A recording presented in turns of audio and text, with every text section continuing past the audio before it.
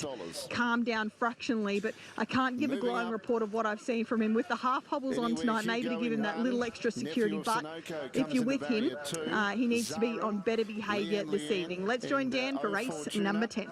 5 across the front row and 5 on the back row. Always ready. Bolt for Brilliance. 1 overall. Robbie Royale, Chinese Whisper on the back row. But Bolt for Brilliance is a hot favourite here. The lone Kiwi representative through the series of both divisions.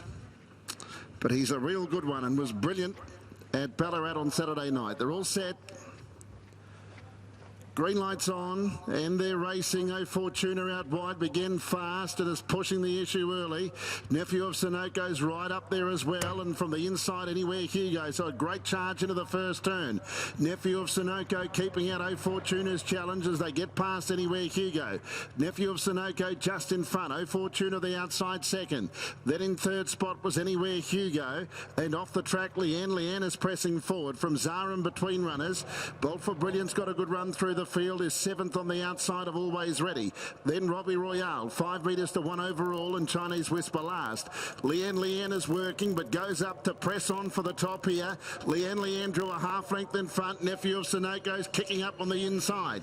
28.9 the first quarter. Newphew of Sonoko has the inside running. It's a half length behind Leanne. Oh Fortuna now in the 1-1, so the pace has been good. On the inside is anywhere Hugo behind the leader. 3 back along the inside. Is Always Ready. Zaram is 6th. The next pair of Bolt for Brilliance, the favourite, the Kiwi. It's on the outside of 1 overall. And then Robbie Royale and Chinese Whisper. 800 left to travel. 30.5 the second quarter. And it's Newphew of Sonoko just in front of Leanne. Here comes Bolt for Brilliance letting down 3 wide, coming into it strongly. Flushes out Oh Fortuna from the 1-1 who goes up 3 wide third. On the inside was anywhere Hugo. Zaram pokes through in the middle. 3 wide, Bolt for Brilliance is 6, but coming into it. Off the back straight, it's Newphew of Sonoko by 3 metres. Or Bolt for Brilliance, he went off balance there. He lost a couple of metres, the favourite, and Newphew of Sonoko raced away. Now Bolt for Brilliance gets going around Oh Fortuna. The favourite's got 10 metres to make up. It's going to have to be a massive finale from the favourite. 29.1 the third quarter. It's Newphew of Sonoko in front. Bolt for Brilliance getting home with Always Ready. Newphew of Sonoko's the leader. Bolt for Brilliance is charging home. Newphew of Sonoko clings on. I think he just lasted. From Bolt for Brilliance and Always Ready, a thrilling finish. Great race in the end. Then came anywhere Hugo, 1 overall, and Zaram from Oh Fortuna, and then Robbie Royale, Leanne and Chinese Whisper. Final quarter, 28.9. Stand by, it'll be much closer than you think. Newphew of Sonoko giving his best in front of Bolt for Brilliance with 1 late charge. On the TV, it looks like he's lost by a neck, but it's going to be a lot closer than that. Stand by. 4 hangs on, just. Number 4, Newphew of Sonoko. James Herbertson is the winner. Well, Bolt for Brilliance, he seemed like he was towing up into the race well, and whether he went off balance or he got a check or something happened, but he lost momentum.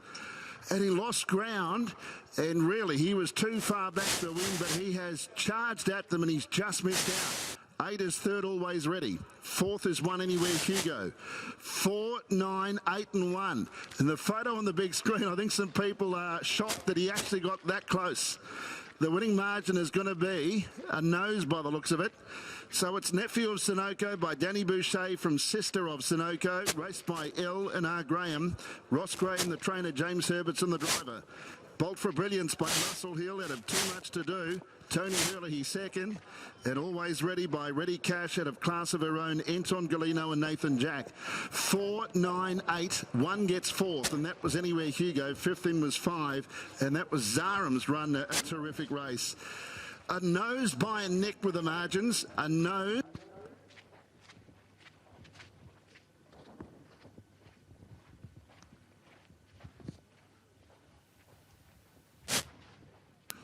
And here's Brittany on track, speaking with an elated, no doubt, James Herbertson.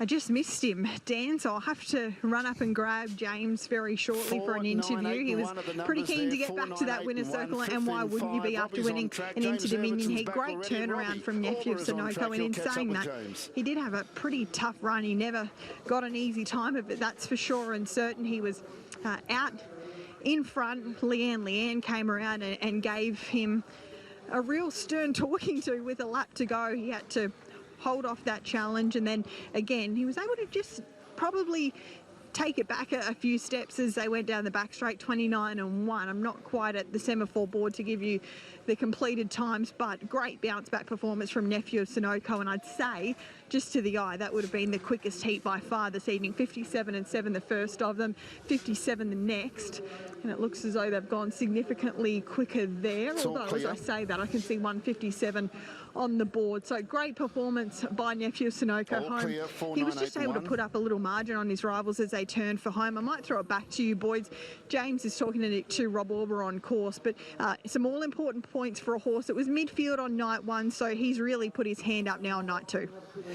Thanks very much, Brittany, and I think our drone footage is going to be absolutely crucial to what happened to Bolt for Brilliance at the 600-metre mark. Now let's look at, that's him moving up 3 wide. We see Fortuna moving out. Now here Herlihy's in the trail behind Fortuna. So what happens at this point? We're watching this for the very first time here.